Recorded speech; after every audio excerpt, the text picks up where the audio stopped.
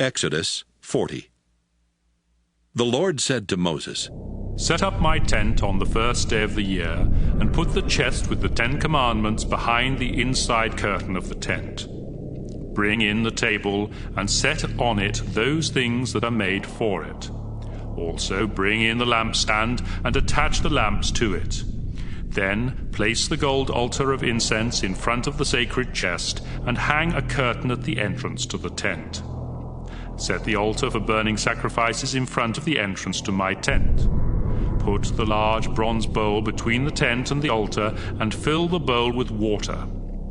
Surround the tent and the altar with the wall of curtains, and hang the curtain that was made for the entrance.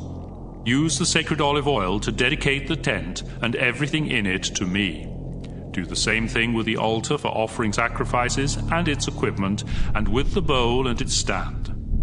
Bring Aaron and his sons to the entrance of the tent, and have them wash themselves.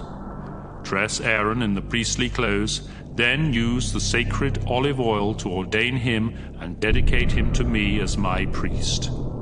Put the priestly robes on Aaron's sons, and ordain them in the same way, so they and their descendants will always be my priests. Moses followed the Lord's instructions. And on the first day of the first month of the second year, the sacred tent was set up. The posts, stands, and framework were put in place. Then the 2 layers of coverings were hung over them. The stones with the 10 Commandments written on them were stored in the sacred chest.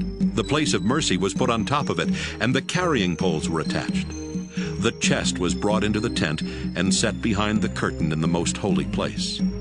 These things were done exactly as the Lord had commanded Moses. The table for the sacred bread was put along the north wall of the holy place, after which the bread was set on the table. The lampstand was put along the south wall. Then the lamps were attached to it there in the presence of the Lord. The gold incense altar was set up in front of the curtain, and sweet-smelling incense was burned on it. These things were done exactly as the Lord had commanded Moses. The curtain was hung at the entrance to the sacred tent. Then the altar for offering sacrifices was put in front of the tent, and animal sacrifices and gifts of grain were offered there. The large bronze bowl was placed between the altar and the entrance to the tent. It was filled with water. Then Moses and Aaron, together with Aaron's sons, washed their hands and feet. In fact, they washed each time before entering the tent or offering sacrifices at the altar. These things were done exactly as the Lord had commanded Moses.